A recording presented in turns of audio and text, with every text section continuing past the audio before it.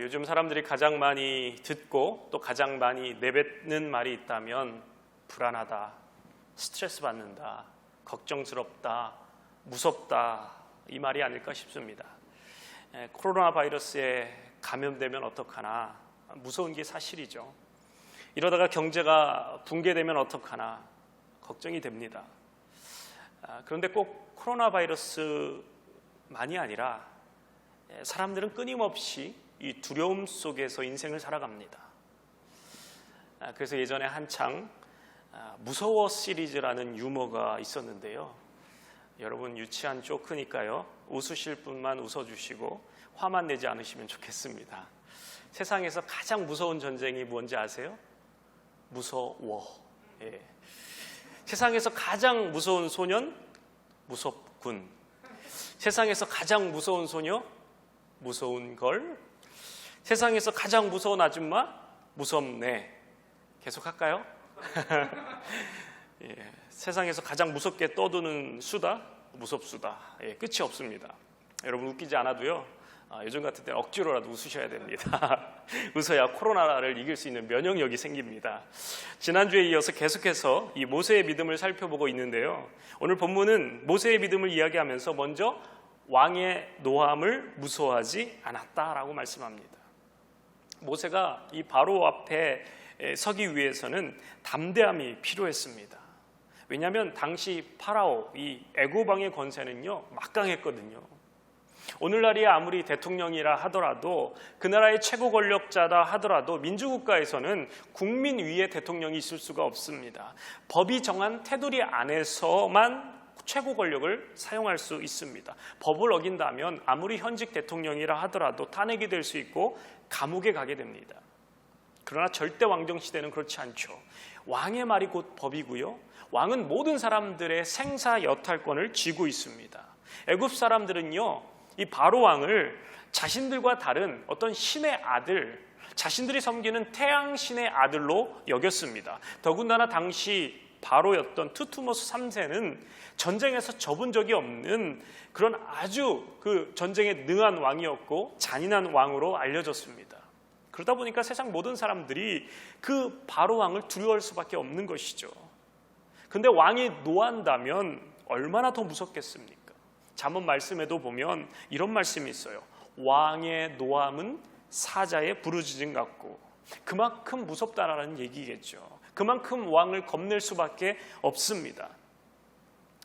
사실 우리 모두는요, 연약한 인생이기에 나보다 더 큰 세력 앞에서는 겁낼 수밖에 없습니다. 여러분, 모세라고 달랐겠습니까? 우리가 믿음이 있고 신앙생활을 오래 했다라고 해서 힘들고 어려운 상황을 만나면 무섭고 염려가 안 되는 것이 아닙니다. 강철 심장이 아닌 이상 내가 감당할 수 없는 큰 세력 앞에서 덜덜 떨 수밖에 없는 것이죠. 지난 시간에도 살펴봤던 대로 모세는 자기 동족인 히브리인을 괴롭히는 애굽인을 쳐 죽였습니다. 그리고 이게 탄로가 난 거예요. 바로 왕이 모세를 죽이고자 할 때 바로의 낯을 피하여서 미디안 광야로 도망쳤습니다. 왕이 자신을 죽일 것을 두려워한 것입니다. 성경에서 믿음의 선배로 일컬어지는 많은 사람들은 무엇인가에 대해서 두려워하고 무서워했습니다.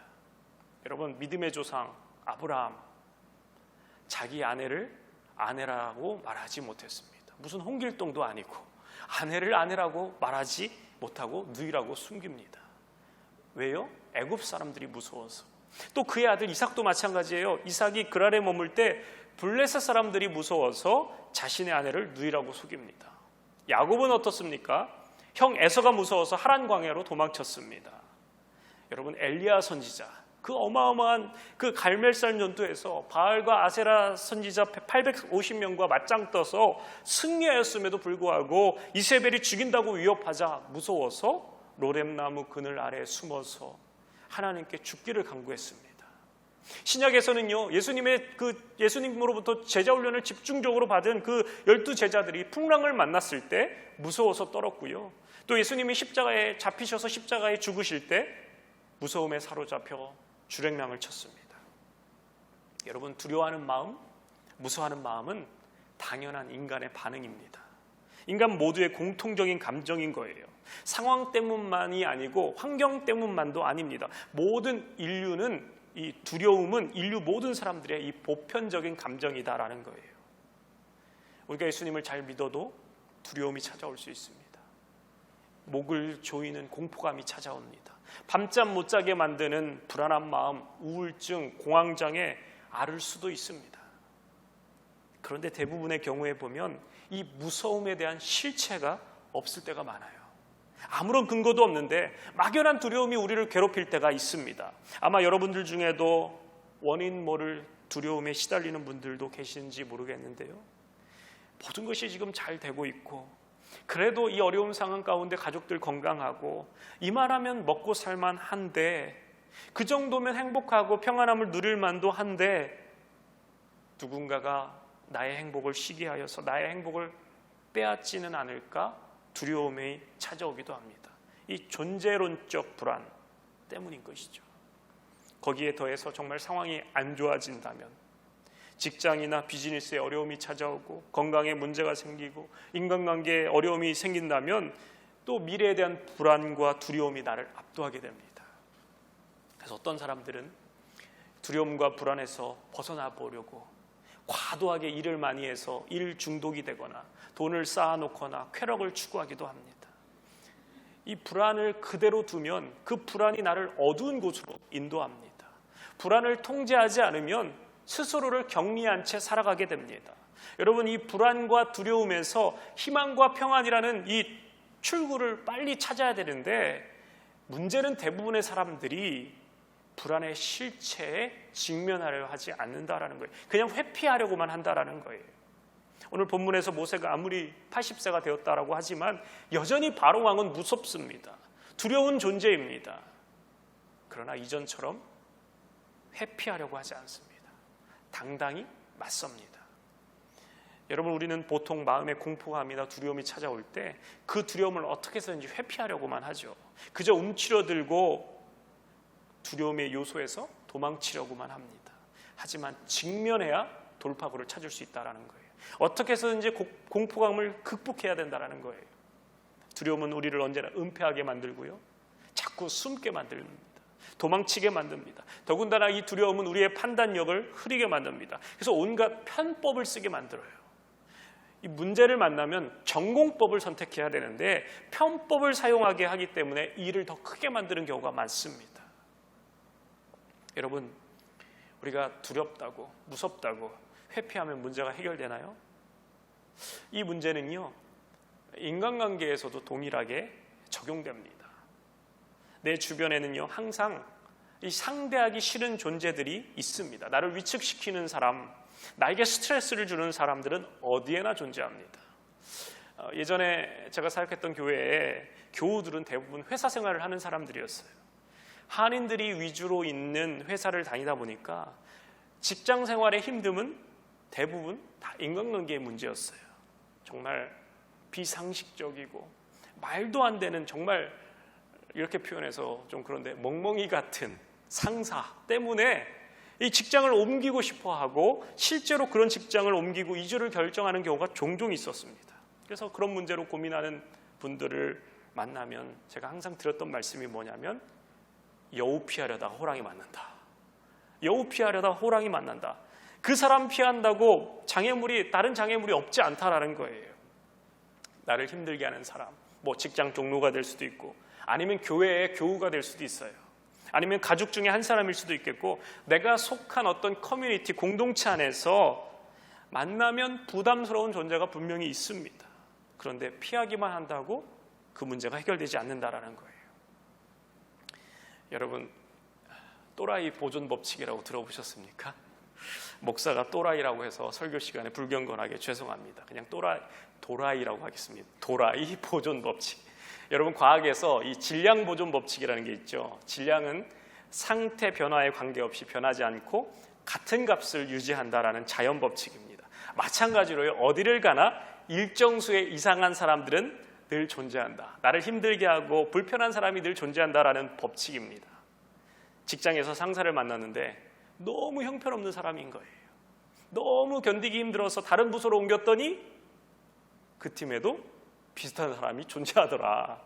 아니면 좀 덜한 사람이 있다면 그 팀에는 그런 사람들이 여러 명이 있더라. 어디나 나를 힘들게 하는 사람, 나를 두렵게 하는 대상이 존재한다라는 의미일 거예요. 여러분 보통 이런 경우는 별로 없는데요. 내 주변에 아무리 돌아봐도 도라이가 없어요. 그럴 경우에 도라이는 누구다? 바로 나다. 내가 다른 사람들에게 이 도라이의 대상이 될 수 있다. 어디를 가나 나를 불편하게 하고 나를 힘겹게 만드는 대상이 있다라는 거예요. 여러분, 우리 인생은 인간관계든 아니면 그 이상이든 무섭고 두려운 고난의 요소들이 질비합니다. 그래서 우리를 무섭게 만들고 위축되게 만듭니다. 하나님 우리의 이러한 연약함을 잘 아시죠. 우리가 얼마나 무서워하는지, 얼마나 두려움이 많은지. 그래서 성경은 계속해서 우리에게 말씀하십니다. 두려워 말라. 내가 너와 함께함이라. 여러분, 모세와 아론도 바로 앞에 서면서 왜 안 두려웠겠습니까?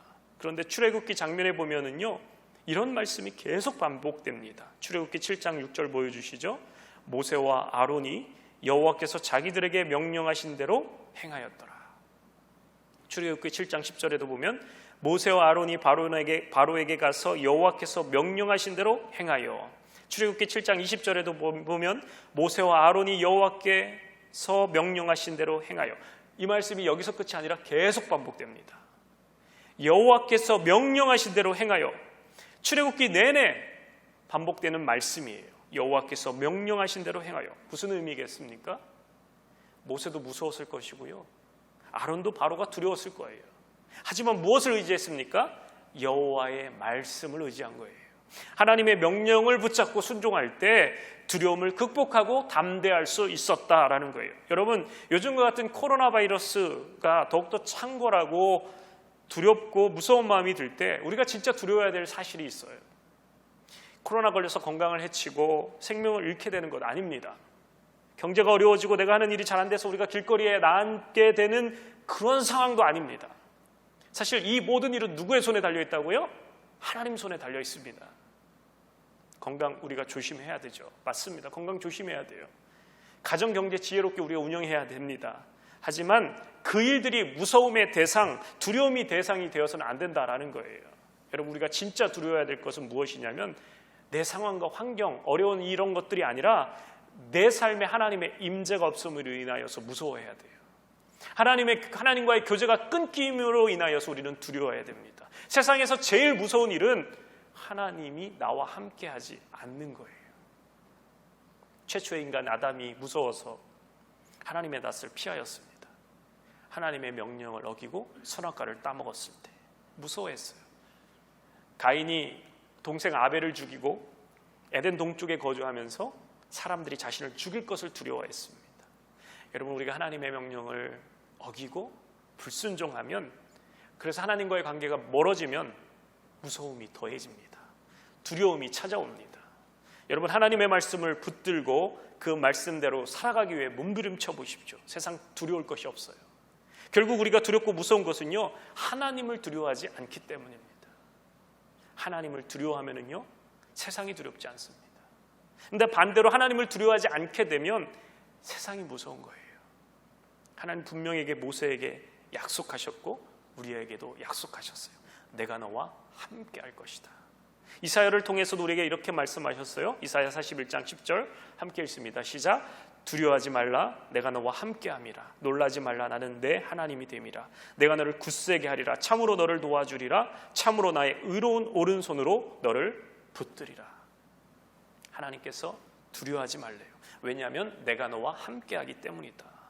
내가 이 세상에서 가장 두려운 존재인데 내가 너와 함께한다. 근데 너는 뭐가 그렇게 두렵니? 가장 무서운 존재가 너와 함께하는데. 여러분, 이 말씀을 붙드는 것이 믿음이에요. 또 놀라지 말라라고 말씀하는 거. 코로나 바이러스 따위에 놀라지 말라. 경제가 어려워짐에 따라 그거에 대해서 놀라지 말라. 진짜 놀라야 될 사실이 하나 있다라는 거예요. 진짜 놀라야 될 사실은 내가 너의 하나님이 됨이라. 할렐루야. 예. 여러분, 진짜 놀라야 될 사실은요, 천지를 창조하시고 지금도 운행하시고 다스리시는 그 하나님, 광대하신 그 하나님이 지렁이와 같은 나, 정말 작고 보잘것없고 미물에 불과한 나의 하나님이 되어주셨다. 여러분, 이것이 놀라운 사실이에요. 내가 너를 굳세게 하리라. 나를 돕는 사람이 아무도 없고 모두가 나를 외면한다 하더라도 하나님께서 말씀하시는 거예요. 참으로 내가 너를 도와주리라. 참으로 내가 너의 내 의에서 오른손으로 너를 떠받쳐 주리라. 여러분, 우리는요, 하나님과의 특별한 관계를 맺은 사람들이에요. 그렇기 때문에 어떤 환경이나 어떤 상황에서도 두려워하거나 놀랄 필요가 있을까요, 없을까요? 없는 거예요. 여러분, 우리가 믿음이 있다라는 것은요, 걱정과 염려와 근심을 초월한 삶이 아니라, 물론 무섭기도 하고요, 때론 두려움이 찾아오기도 합니다. 걱정도 됩니다. 하지만 그 염려와 두려움이 나를 뒤흔들지 못하도록, 나를 장악하지 못하도록 하나님의 말씀으로 내 심령을 채우는 거예요.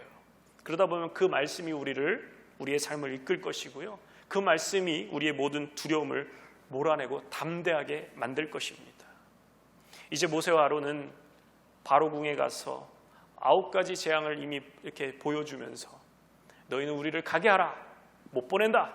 가게 하라, 못 보낸다. 계속 실랑이를 벌입니다. 이 과정에서 바로가 화가 많이 났어요. 그리고 이제 모세에게 이렇게 말합니다.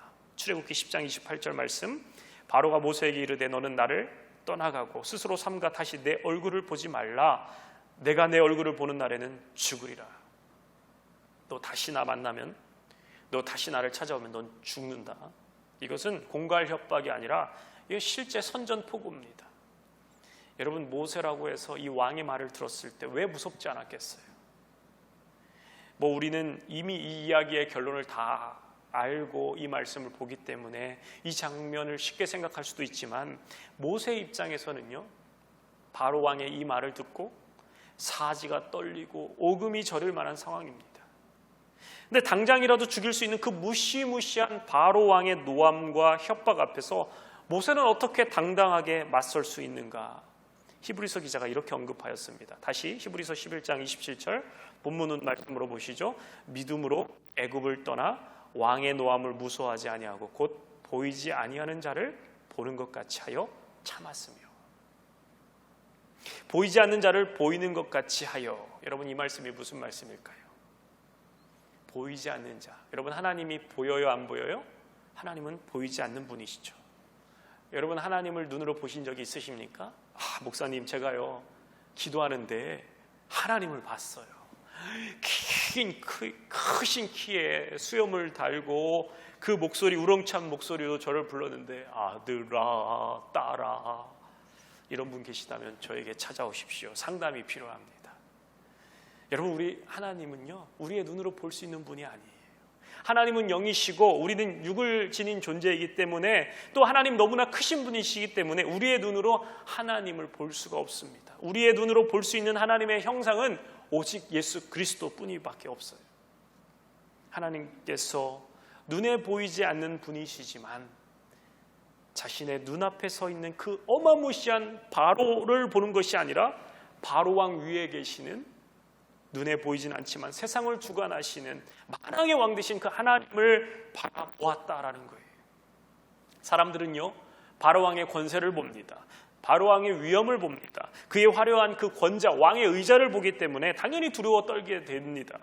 그러나 모세는 눈앞에 보이는 사람보다 그 너머에 계시는, 그 너머에서 역사하신 더 크신 하나님을 보기로 결단했다라는 거예요. 여러분, 우리가 어떤 상황과 환경 또는 어떤 대상에 대해서 너무 무섭고 두려운 이유는요, 눈에 보이는 실체가 너무 커 보이고 귀에 들리는 소식들이 너무 감당할 수밖에 없는 소식들이기 때문입니다. 하지만 믿음이란 보이지 않는 하나님을 보이는 것처럼 바라보고 사는 거예요. 우리가 히브리서 11장 믿음장을 시작하면서 히브리서 11장 1절에 이렇게 말씀하였죠. 믿음은 바라는 것들의 실상이요 보지 않는 것들의 증거니.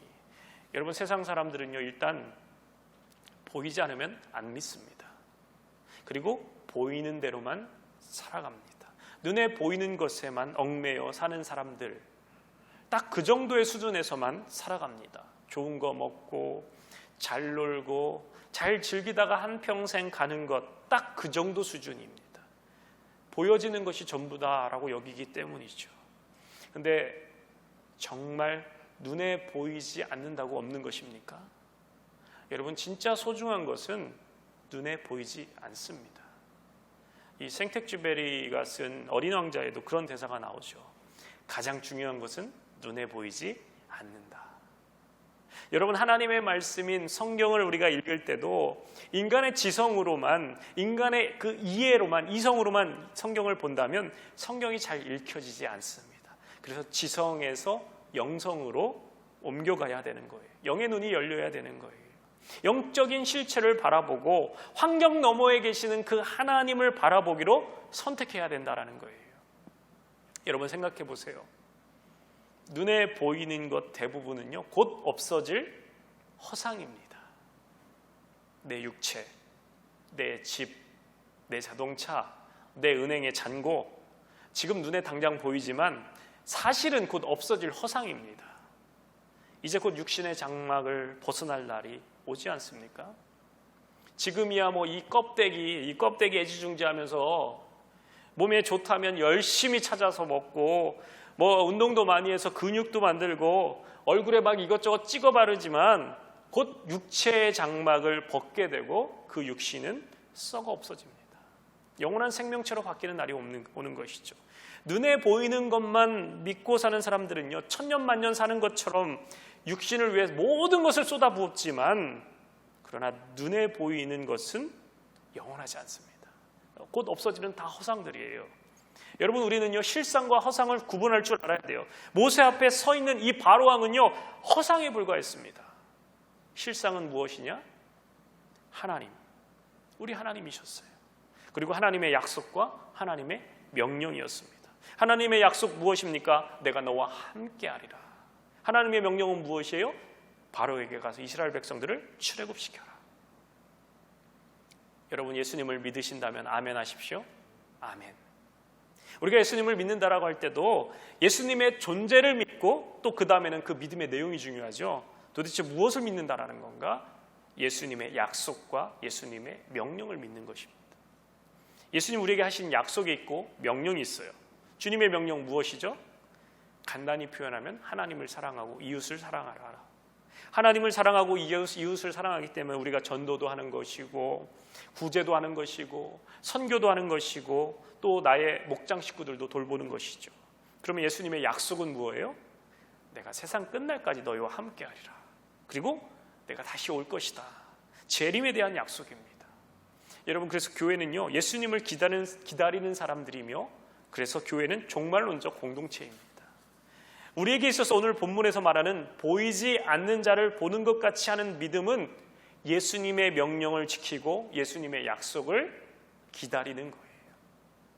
장차 우리에게 다가올 영원한 하나님 나라, 영원한 천국을 기다리는 거예요. 그리고 이것이 실상이며 이 실상이 우리의 삶을 지배해야 됩니다. 왜냐하면 우리는 예수님의 약속을 믿기 때문에. 하나님께서 모세에게 하신 약속, 내 민족을 구원할 것이다. 그리고 내가 너와 함께 할 것이다. 이 약속이 바로 궁궐에서 모세의 그 현재를 지배하게 되었기 때문에 모세는 두려워하지 않을 수 있었던 거예요. 여러분, 우리의 삶도 마찬가지입니다. 믿음은 다시 오실 예수 그리스도, 완전히 임할 하나님 나라, 그 희망이 현재를 지배하게 만듭니다. 1세기에 예수님께서 십자가에 달리신 후에 사람들은 눈으로 더 이상 예수님을 볼 수가 없었어요. 예수님 하늘로 가셨고 이제 제자들만 남았습니다. 그때부터 제자들은 사람들로부터 정말 미친놈이라는 소리를 들어야 했습니다. 보이지 않는 예수를 믿는 사람들은 보이는 것만이 전부인 사람들이 볼 때 얼마나 어리석어 보였겠습니까? 그로 인해서 엄청난 박해와 핍박이 일어났습니다. 순교가 있었습니다. 지금 히브리서를 받아 읽고 있는 1차 수신자들이 그러한 상황이었던 거예요. 온갖 핍박과 그 어려움이 교회를 막 흔들어 놓습니다.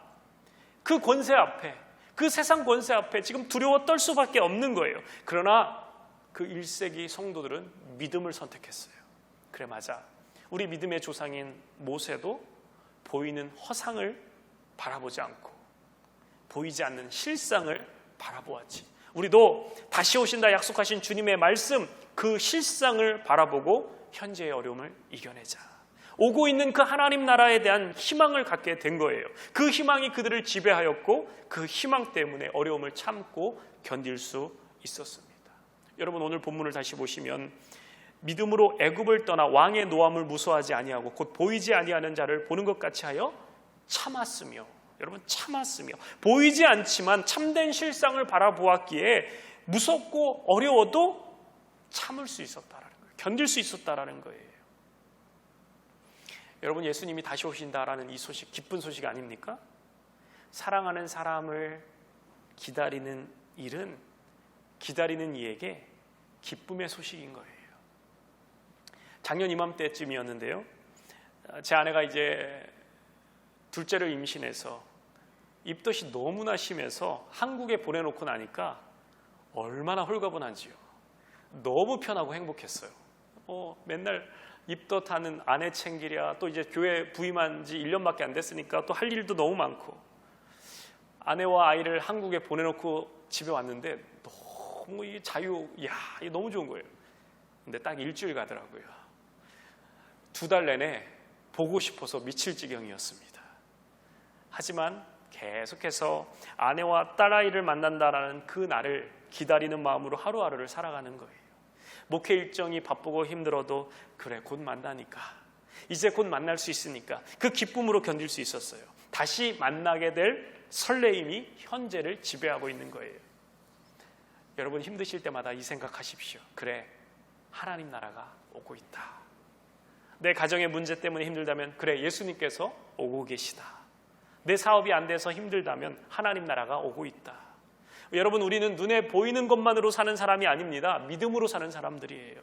믿음으로 산다는 것은 예수님이 다시 오신다는 이 약속을 믿으며 하나님 나라의 백성으로 사는 것을 의미합니다.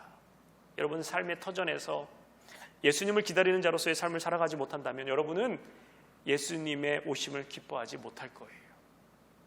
비즈니스 하시는 분들은 손님들에게 친절하게 대하고 맛있는 음식을 만들어 팔기 위해 애쓰고 정말 성실하게 일하고 사람들에게 기쁘게 인사하고 기회가 될 때마다 진실되게 복음 전하고 열심히 예배드리고, 이러한 삶이 예수님을 기다리는 자들의 삶입니다.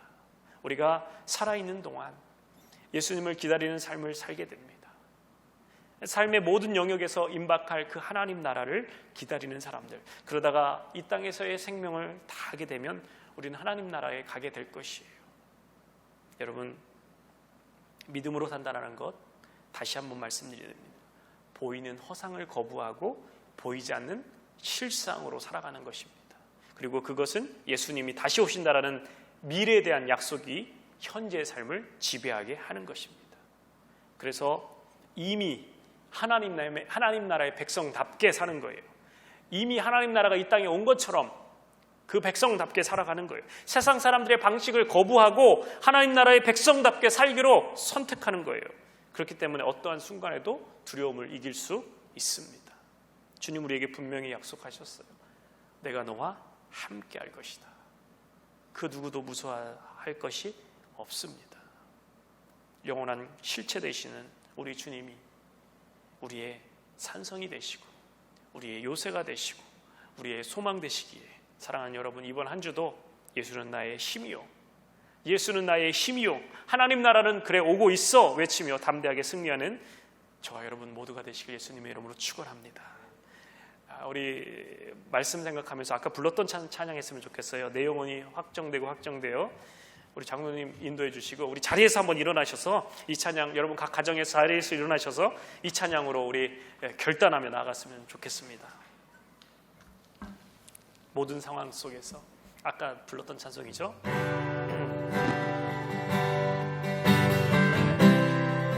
모든 상황 속에서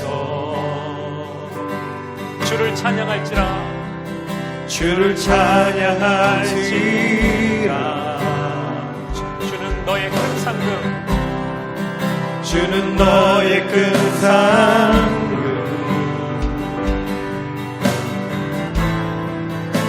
큰 도움이시라.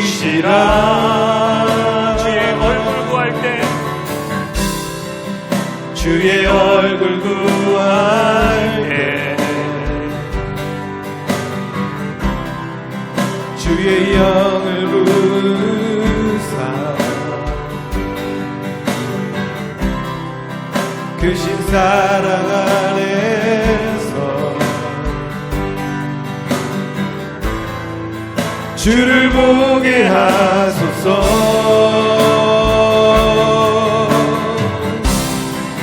내 영혼이 확정되고 내 영혼이 확정되고 확정되어 싸우니 믿음에 흔들어 주를 하나님, 내가 허상을 바라보지 않고 바라봅니다. 실상을 바라보기 원합니다. 영혼이 확정되고 확정되어 싸우니 믿음에 흔들어 주를 바라봅니다. 우리 다시 한번 고백할까요? 모든 상황 속에서 하나님, 어떠한 상황과 환경에서도 주님을 찬양합니다. 주를 찬양할지라.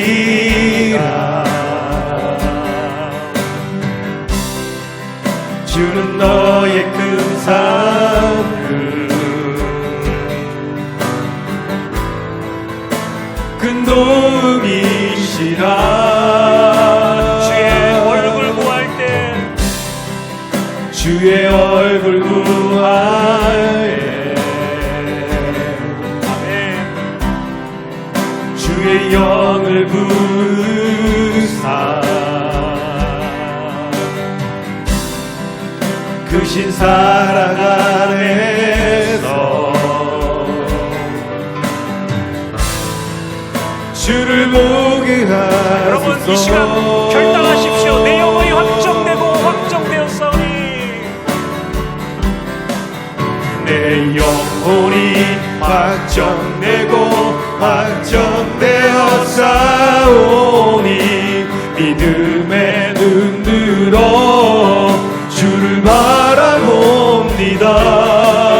내 영혼이 확정되고 확정되어 싸우니 믿음에 흔들어 주를 바라봅니다. 내 영혼이 확정되고 확정되었사오니 내 영혼이 확정되고 확정되어 싸우니 믿음에 흔들어 주를 바라봅니다. 내 영혼이 확정되고 확정되어 싸우니 믿음에 흔들어 주를 바라봅니다. 주를 찬양할 때 주의 나라 이미 임했네. 주를 찬양할 때 주의 나라 이미 임했네. 주의 영원한 나라 주 보게 하소서.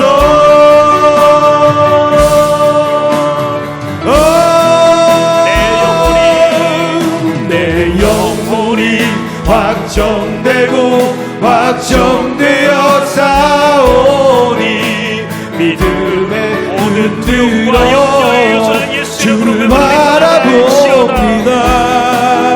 내 영혼이 확정되고 확정되어 싸우니 믿음에 흔들어 주를 바라봅니다. 우리 함께 기도하겠습니다.